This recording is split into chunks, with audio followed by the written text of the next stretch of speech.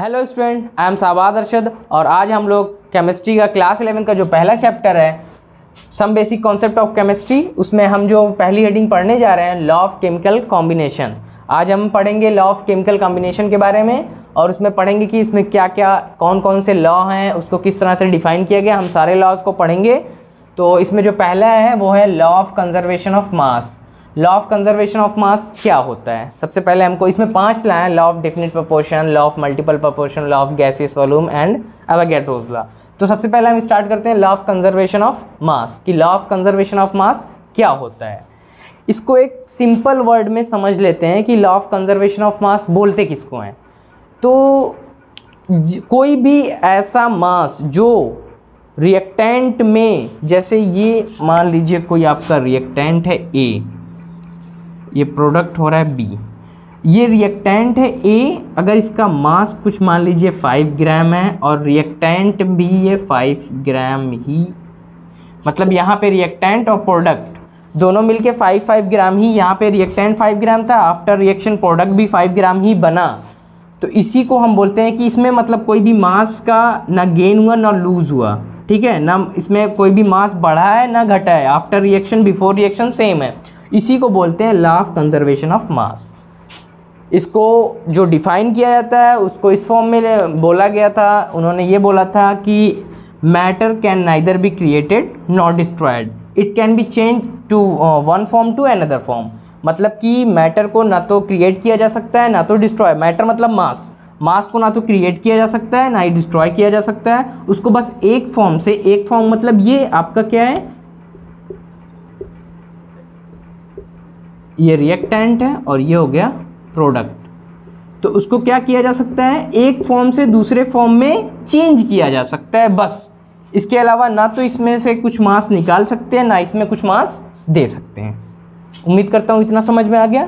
तो चलिए अब हम लॉ ऑफ कंजर्वेशन ऑफ मास को अच्छे से देखते हैं। तो अब हम देख रहे हैं लॉ ऑफ कंजर्वेशन ऑफ मास।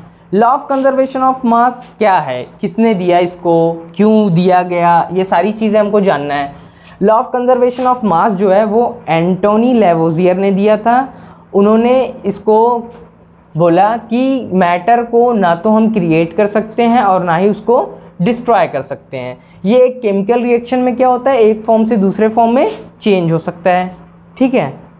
तो इसका जो पहला पोस्टुलेट है वो हम लिख सकते हैं कि matter can not be created and nor destroyed, but it can be changed from one form to another form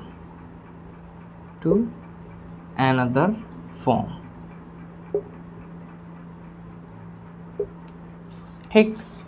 matter can not be created and not destroyed but it can be change from one form to another form. Simple सा मतलब यही है इसका कि matter को ना तो create किया जा सकता है, क्रिएट मतलब इसको बनाया नहीं जा सकता है, इसको किसी भी अलग उससे हम किसी मास को पैदा नहीं कर सकते हैं और ना ही इसको ख़त्म किया जा सकता है, ठीक है। But it can be change from one form to another form, लेकिन इसके फॉर्म को चेंज किया जा सकता है, मतलब एक फॉर्म से दूसरे फॉर्म में इसको भेजा जा सकता है, बस इतना ही हो सकता है इसके साथ इसका। तो अब हम इस पर एक न्यूमेरिकल देख लेते हैं, उसके बाद हमको ये और ईजी समझ में आ जाएगा, ठीक है। इसमें देखिए टोटल, एक चीज़ याद रखना, total mass of reactant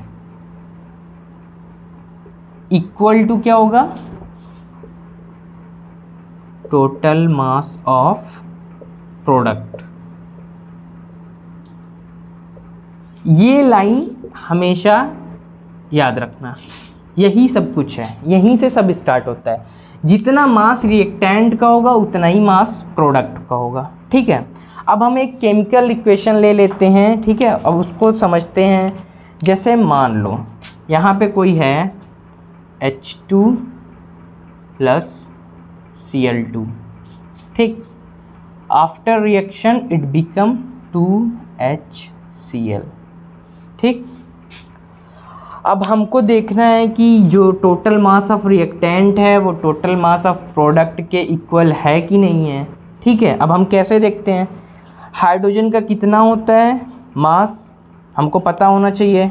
hydrogen का 1 होता है, कितने मॉलिक्यूल हैं, 2, 1 × 2 प्लस क्लोरीन का कितना होता है, 35 होता है, 35.5, तो इसमें हम कर देते हैं 2 से मल्टीप्लाई,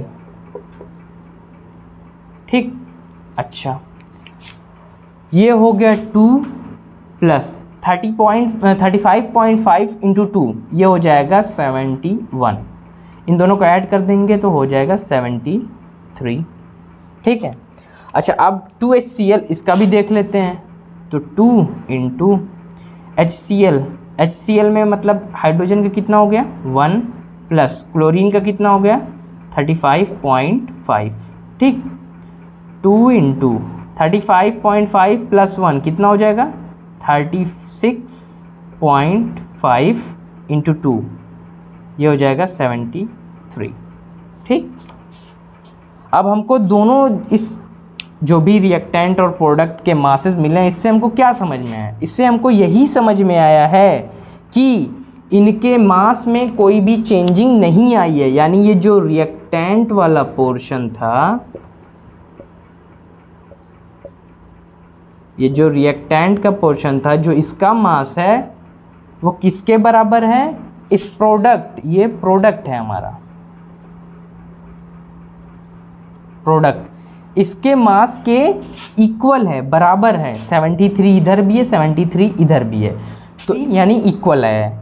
तो हमको ये समझ में आ गया कि टोटल मास ऑफ रिएक्टेंट जो था वो टोटल मास ऑफ प्रोडक्ट के इक्वल आ गया है। मतलब मैटर को ना तो क्रिएट किया गया है, ना ही इसमें अलग से कुछ डाला गया है कि 73 में ज़्यादा हो गया, या यहाँ से कुछ निकाला गया, या यहाँ से कुछ डाला गया है, ठीक है। 73 यहाँ पे था, 73 यहाँ पे है, तो हमने रिएक्टेंट 73 लिया, प्रोडक्ट भी इसका 73 बना। अच्छा, अगर यहाँ पे मान लो एक और कंडीशन आ गई, मान लेते हैं कि अगर ये 73 की जगह मान लो, इसको हटा देते हैं, मान लो अगर ये 50 होता, इसका 50 होता, तो आप बोलते कि 23 कहाँ गया इसमें से, तो 23 जो होता वो अनरिएक्टेड होता, अनरिएक्टेड रिएक्टेंट होता, ठीक है। उसको हम एक चीज़ और यहाँ पे साइड में लिख लेते हैं, 1 मिनट, यहाँ पे इसका एक और लिख लेते हैं,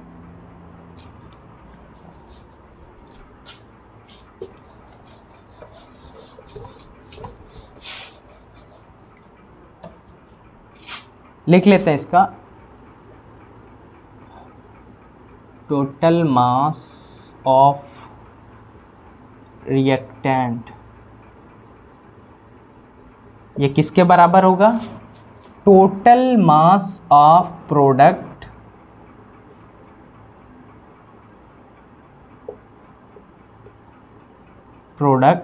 अच्छा, और क्या होगा, plus total mass of unreacted reactant. मतलब क्या हुआ इस चीज़ का, इस चीज़ का यही मतलब हुआ कि जो अनरिएक्टेड रिएक्टेंट, यानी जो ऐसा रिएक्टेंट जो रिएक्ट नहीं हुआ है, यानी जो प्रोडक्ट के फॉर्म में चेंज नहीं हुआ है, उसका भी मास और इसका मास, दोनों का मास अगर हम सम कर दें तो ये टोटल मास ऑफ रिएक्टेंट के बराबर हो जाएगा, ठीक है। इतना समझ में आ गया होगा। एक एग्जाम्पल भी कर लिए हैं, अगर एक और एग्जाम्पल लेना चाहें एक और एग्जाम्पल ले सकते हैं इसका। जैसे अगर हम ले लें NaOH प्लस HCl, ठीक है, इसका बनाते हैं तो इसका हो जाएगा NaCl प्लस H2O, ठीक। इसका भी मास अगर हम निकालें तो देखते हैं सोडियम का कितना होता है 23 प्लस 16 प्लस 1, ठीक है, प्लस हाइड्रोजन का 1, क्लोरीन का 35.5, ठीक।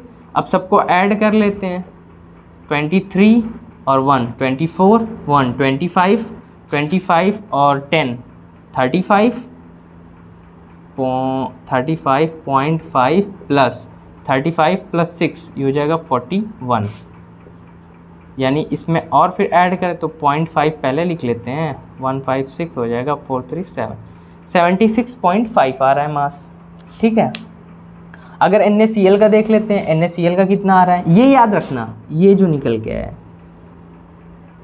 ठीक। NaCl का देख लेते हैं, NaCl का सोडियम का कितना हो गया 23 प्लस क्लोरीन का 35.5 प्लस हाइड्रोजन, यहाँ पे 2 हाइड्रोजन है तो 1 × 2 प्लस 16, ठीक है। इसको भी कर लेते हैं, वही तो सेम है, यहाँ पे तो वही था 1 + 1 2 × 1 तो 76.5 ही आ रहा है, ठीक है। यानी ये मास इसके बराबर है।